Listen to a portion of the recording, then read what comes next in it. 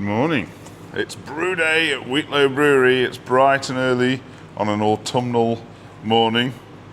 In fact, we're well into mid-September and I'm still trying to complete the suite of Oktoberfest beers for Oktoberfest on a as yet unspecified date because I've got to go make sure all the beers are ready.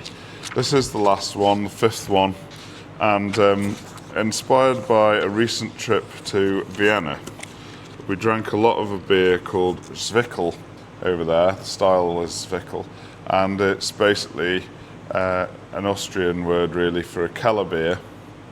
And so I thought we'd try and do a Kellerbier. Now, a Kellerbier is an youngish, fresh, if you like, unfiltered lager.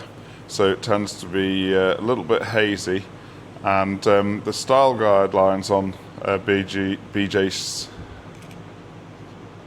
BCG, the style guidelines for Kellerbier are quite broad, and so we've had to sort of decide where to pitch this beer. Now, the Zwickel we had in Austria was quite pale. Some of the ones you get in Germany are quite dark. So we're going to go for a slightly above pale, but not going too dark within the style guidelines.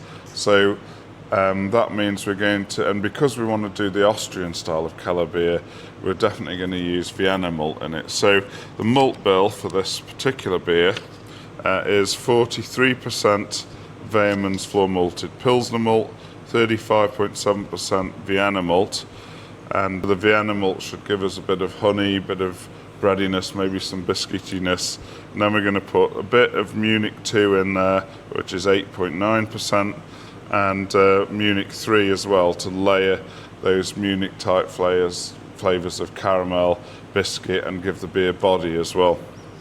We're going to use a little bit of acidulated malt to try and correct the pH naturally, and also decided to chuck in a kilo of which is 3.6% of chip malt as well.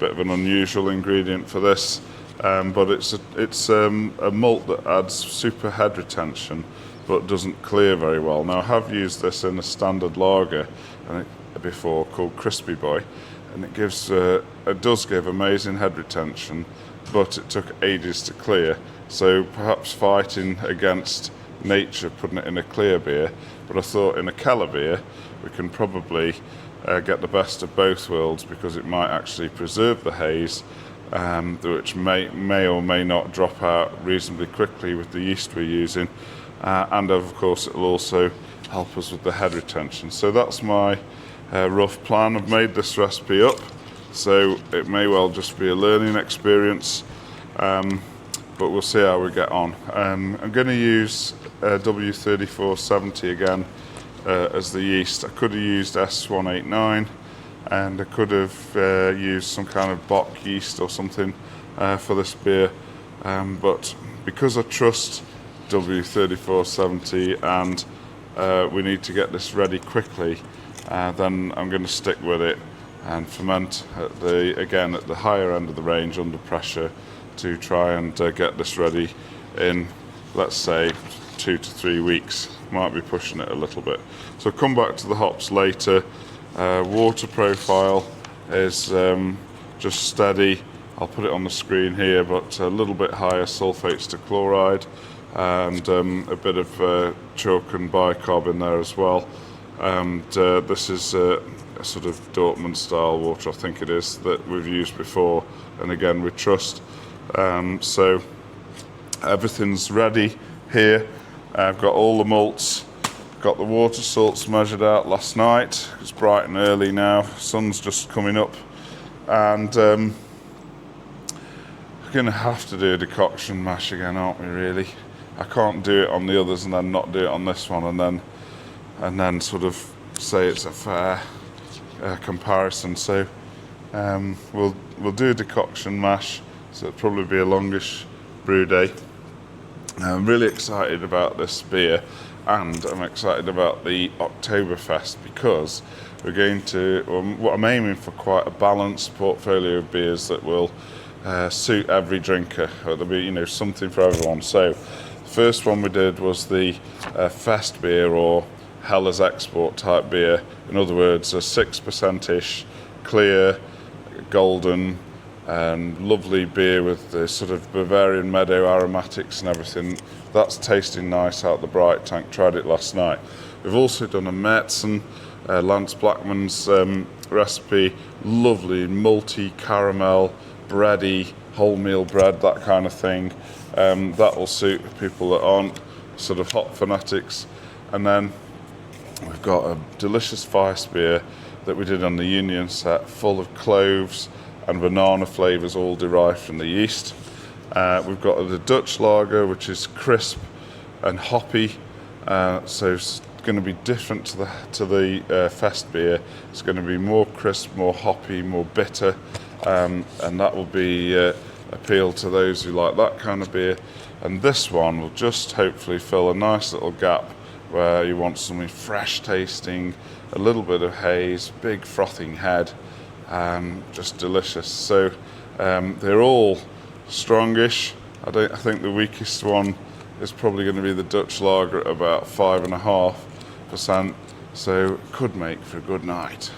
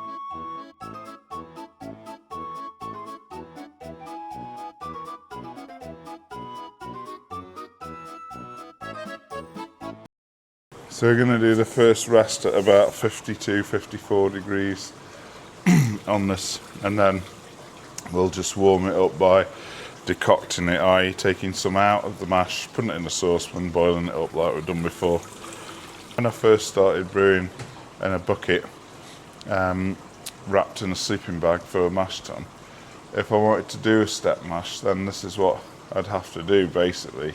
And that's, I suppose, why it's such a traditional thing, because it comes from the basics of brewing.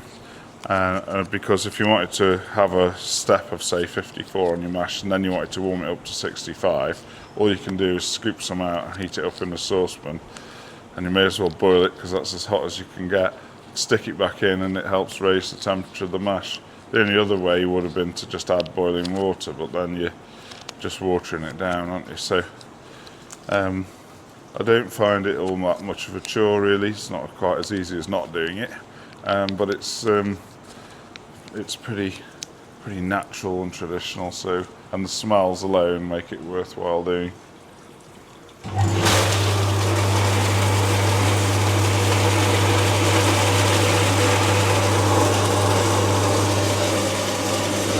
So pH is reading 4.9. It's hot though. So I'll I haven't added my water salts, have I? So I'll put them in. And the water salts will definitely bring it up because there's a bit of chalk and bicarb in there.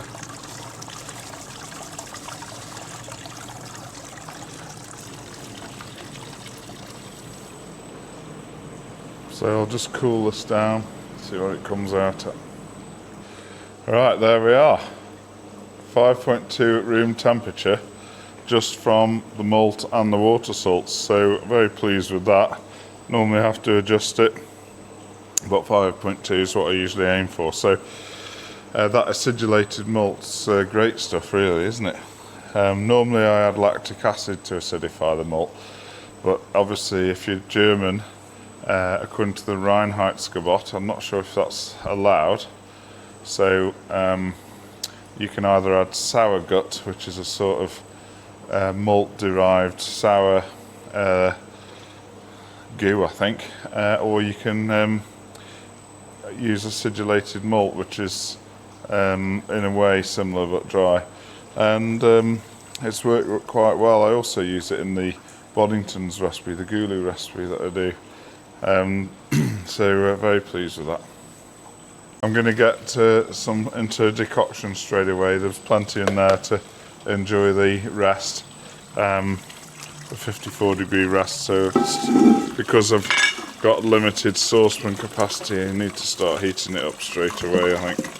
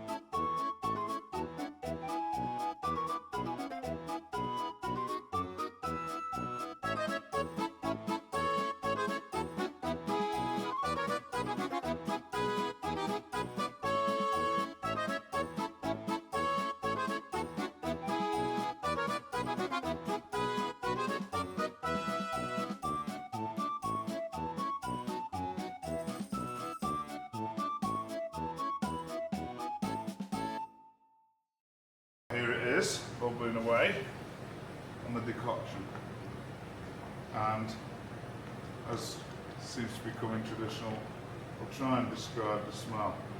So it's different again, but a lot of brown bread, presumably from the Vienna and Munich malt. Soft flesh of brown bread or wholemeal bread, probably. A little bit of that floral note that you'd expect from the floor malted Pilsner. It smells delicious, and it's time to get it back in the mash anyway.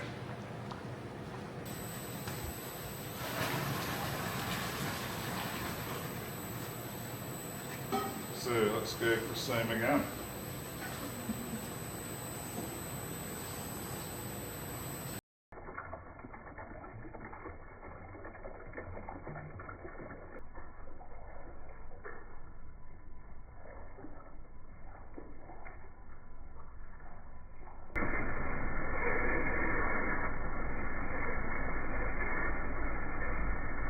Hops then for this Zwickel or Kellerbier, noble hops, and we're going with Hallertau Magnum, which is high alpha acid for the majority of the bitter in 21 IBUs, and Hallertau Mittelfrüh as well at the start of the boil, 6 IBUs, and then at the end we've got a bit of a cocktail. At the end of the boil we've got Tettnang, Saaz, some more Mittelfrüh, and also some Saphir as well, which is very nice in a Helles we did not long ago. So we're going to finish up at, I think it's 35 IBU, and the range for the style is broad. It says 25 to 40 IBU, so I've gone towards the higher end for that, and that's why I've gone for a little bit of Munich malt as well, to try and balance that out with a bit of malty sweetness. Although people say Austrian Zwickels aren't very hoppy, the one that I particularly liked in Vienna, which unfortunately I can't remember the name of, seemed pretty hoppy enough to me, or bitter enough to me. So that's what we're going with anyway, and after we drink it we can decide whether we tweak it next time, and that's the beauty of brewing your own, I suppose. So I'm going to get these in now along with the Protaflock, and then we can finish this brew off. It's looking absolutely lovely, by the way. I had to go on an errand, so I've accidentally boiled it for 3 hours, and the gravity is actually perfect, although it's lost a lot to evaporation. It's only 1 degree over, so I'll just liquor it back slightly. It's got a marvellous hop break in it, and it looks absolutely crystal clear, which perhaps isn't what we want with this beer, but a normal brew day would be really pleased with that. I suppose boiling it for that long may have darkened it a touch, but I think it'll be fine. So I'll get these hops in now, Protaflock, and we'll finish the job off. Right, brew day's done. Got the Zwickel Kellerbier in here, and it's 22 degrees at the moment, but the cooling jacket is cooling it to 17.5. 18 being the maximum temperature for W3470, which is here. And I've made a starter that I've staged up twice, so it's lovely and energetic, and I think this should be a good pitch. So very important, of course, that we get a good yeast pitch in here, because we're trying to get it fermented quickly. So I'm going to stick it straight in. It'll soon be cooled down to 17.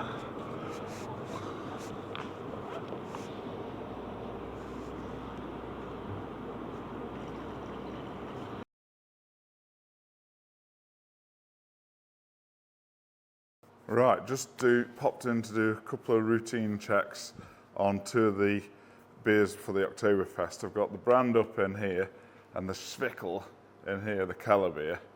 And the Kellerbier, which is supposed to be hazy, is trying to clear.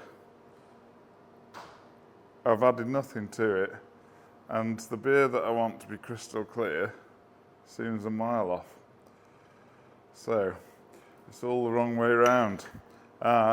These testing valves, that sample ports, if you like, they often get clogged up with yeast, so sometimes it's hard to get a clear sample out of them, and you have to waste beer pulling it off. But what we've fitted here is a new gadget that goes into the sample port and curves down so that it doesn't fill up with yeast. And I've fitted that to see how they worked. Somebody recommended it to me, and it's obviously working quite well. It's pulling virtually clear beer out already. It's not even cold crashed yet. So I'm pleased with that. But I mean, what do I do if my Kellerbier goes clear? Does it matter? I'm not sure. I don't suppose it does matter, but I mean, I even added chip malt to this to keep it hazy. Anyway, I suppose the main thing is that it tastes delicious. It's not often you complain about beer being too clear, is it? So I suppose we'll get away with it. But this one needs to hurry up a bit, because that seems a mile off, doesn't it? So, just an interesting dilemma. Behind me is the Kellerbier, and we're just putting it into casks, because I think the best thing we can do with this one is actually serve it from a cask. So if I spin you around,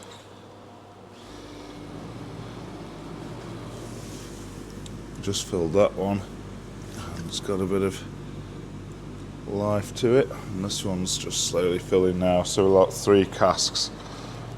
And it's quite traditional in Germany to put Oktoberfest beers into a cask, and just gravity pour them. What we're going to do is we're going to serve the fest beer straight from the tank, but through a tap. We're going to cask this Kellerbier and serve it literally from the cellar. Whether we use a hand pull or not, probably yes, but whether we use a sparker or not, haven't decided. It depends. We'll perhaps try it both ways and see which is best.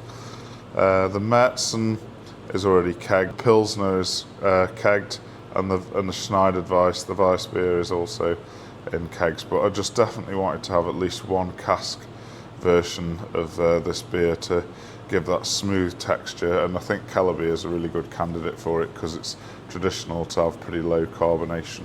The lack of carbonation is what helps give it its smooth drinkability. Right, moment of truth on the Zwickel, the Kellerbier. We've put it into casks. I've decided that it was the most suitable of all the beers for cask, and we've had it in the cellar for a couple of weeks, and I'm going to open it now and taste it, check it's okay, show you on the video, and then I'm going to hard peg it, and it should keep okay for the week until we drink it.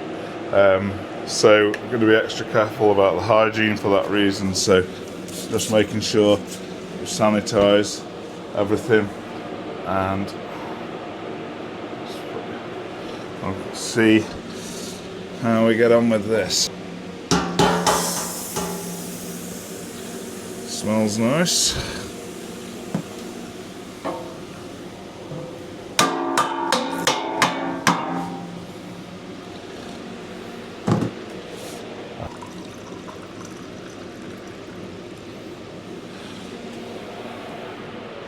So it's almost clear, but not quite. So it's still looking a bit Kellerbier-y.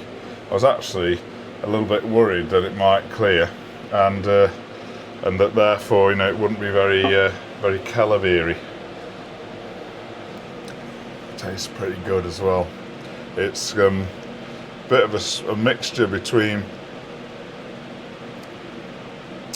different to what we've got. It's sort of bready and malty, but also hoppy and bitter. I think that's really nice. I think it'll go well on cask as well, from the cask. So I'm going to get somebody round now to who likes his German beer to taste it, see what they think, and then we'll seal it back up ready for the Oktoberfest. And when it comes to Oktoberfest, that's not all that frothy in here, so I think I might pour it through the hand pull as well. The other option is just do it gravity fed off the bar. I haven't quite decided yet.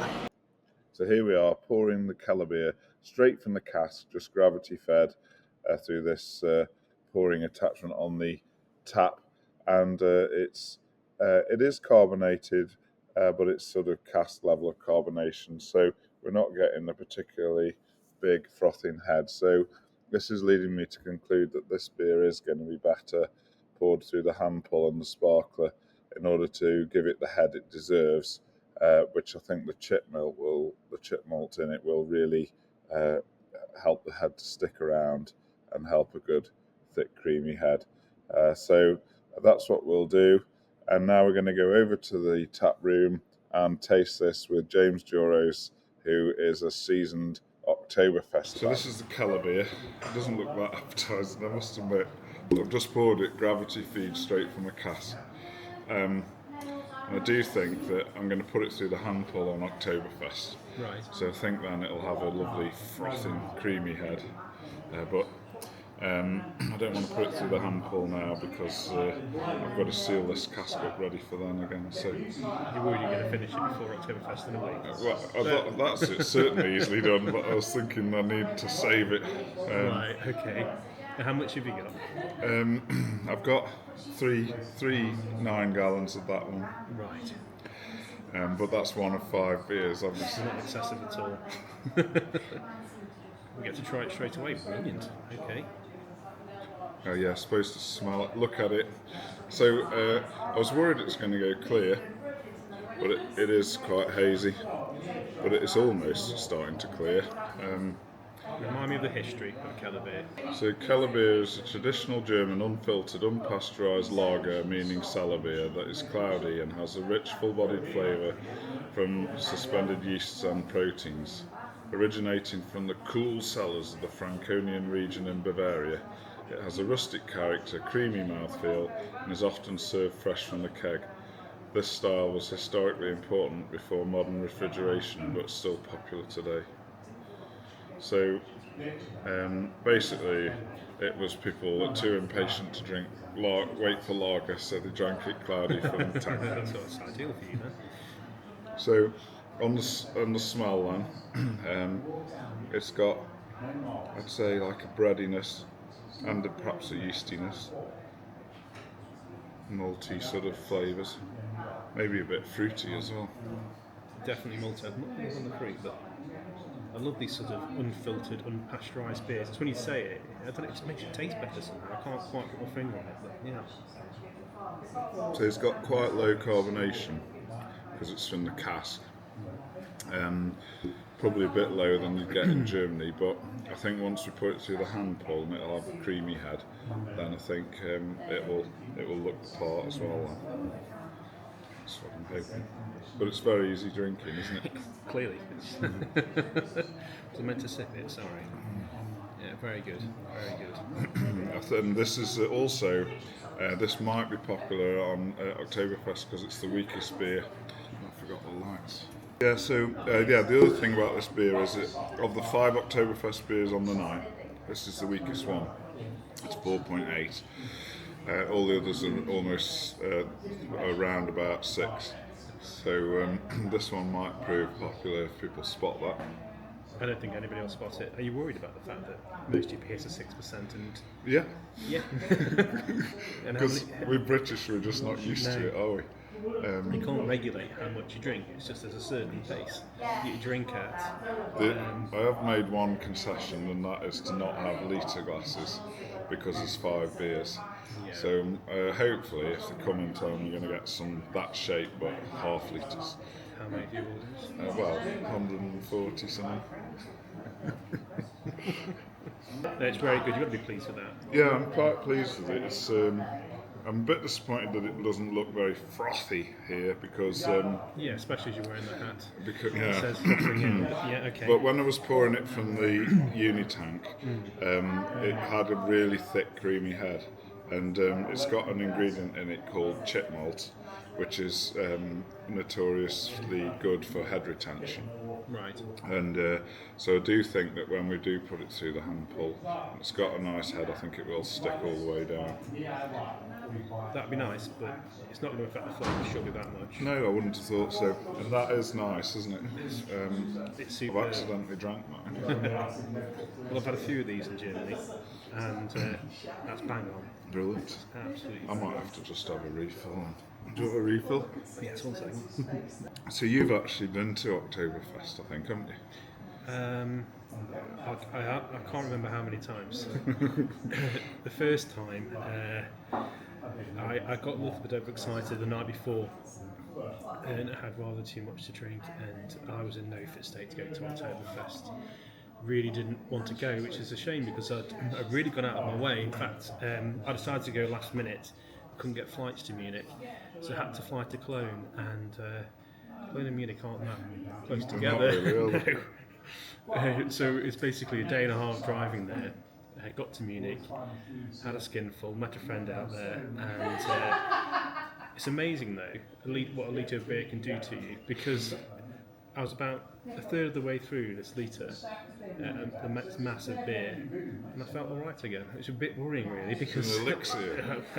So which tent did you go in then? That was a Hofbrau, so the touristy one, but the thing about the Hofbrau tent is I went on I think it was a Tuesday actually. That was following advice from a friend who does beer tours out there, and that's actually a really good tip because Thursday, Friday, Saturday, Sunday you got no chance. Right.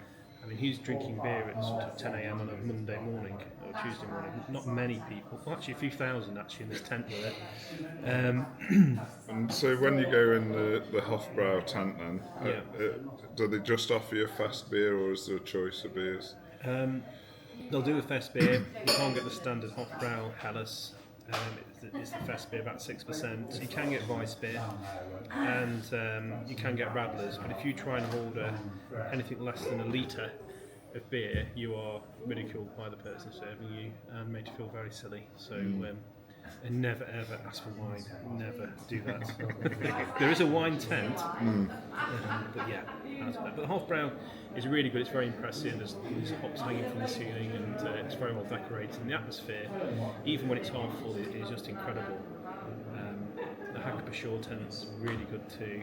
Went there with a group of friends. I think it was 2019, just before COVID. In fact, that was a Thursday, and it happened to be a public holiday we didn't realise, which was a huge mistake.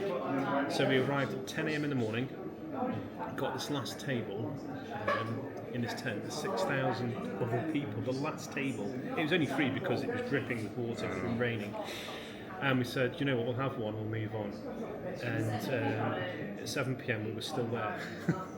I've seen people on videos running in to claim the tables when it opens and stuff. That's typically on the Saturday. I think it opens about 1 or 2 in the afternoon. They tap the first barrel and they let people in, and it looks chaotic. The best day to go is the last Sunday. Right. What about the Märzen beer then? Do you get that in the tents? The March beer. Yeah. What is Märzen? It's what basically sometimes they even call it Oktoberfest. It's a bit darker, and it's like the original old-fashioned Oktoberfest beer before fest beer became like a super duper Helles. I see. Well, to be honest, Richard, I can't remember.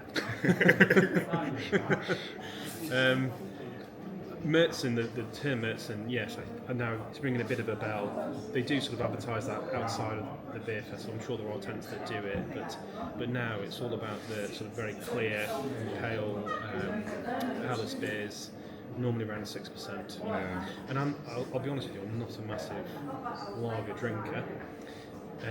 But I don't know, it tastes better when it's 6%. Yeah, it is drinkable, isn't it? Refreshing and drinkable. Yeah. If you ever go, and you should, and I'm sure all your viewers would agree with me, you should definitely go next year.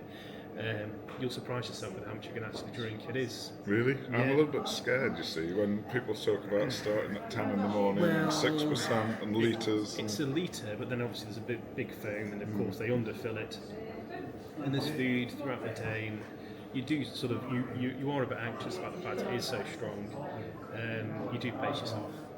So yeah, I think this one will be alright for Oktoberfest then. Absolutely. Which other ones do we have? Obviously Weissen. Got the fest beer, Yeah. got the Helles one, and then we've got the number 2 is the Märzen, and then Weiss beer, the Dutch lager or the German Pils style beer, and then this. Just remind me, why have you chosen the brand? Well, I wanted to brew it anyway, and although it is Dutch, it's the style is like a German Pils, so I just thought it'd be another kind of lager that could go in the German theme. It's not really very Oktoberfesty, is it? But Well, all you drink have to be from Bavaria. yeah, well, They also refer to it as Helles. yeah. Right. Yeah, so Helles tends to be like a little bit of honey sweetness and balance of malt and hops. A German Pils is dry, crisp, bitter, that kind of thing. It's like a Bitburger or something a bit more like that. Yeah. Have you done an Augustine tribute yet? No.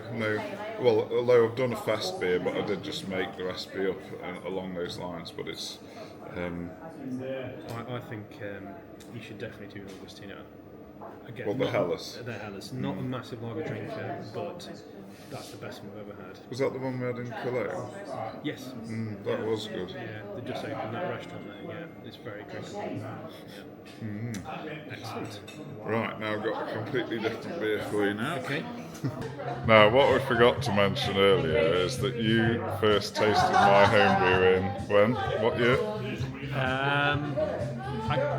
1999, when I was 16 years old, I'm guessing.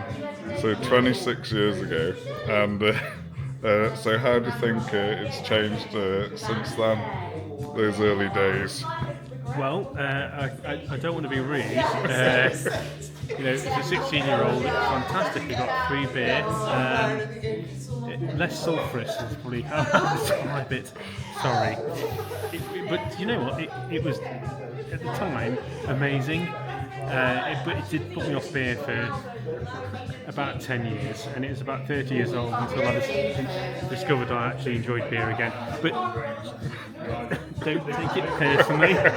So to give you an insight on this, I used to, we worked together, and at the end of the day, as a 16-year-old, I'd load him up with some homemade speckled hen. Sometimes we'd have to have some of them in glass milk bottles, so you could drink. So you could drink them on the way home. So we've come a long way since then at Wheatlow Brewery. This is Frothy Nail Emporium here. I'm here with Matthew. What's this about you overtraining last night? I don't think it's possible. Really? Yeah, practice makes perfect every time. I'm a big believer in that. Never learn anything, just keep going. Froth. How's the beer, Bitter? Yeah. Thank you. Shit. How's the beer tonight? Worst I've ever had. Really? How's your frothy nail, Bridge? Very good. Beautiful. As usual. Stupid woman. Is it right? I'm not very good as well, mate. No, mine's alright. I'm on the man's beer, I am. How's your beer tonight, Nate? Terrifying. Terrifying. Paddington. Petrified. Frothing Paddington.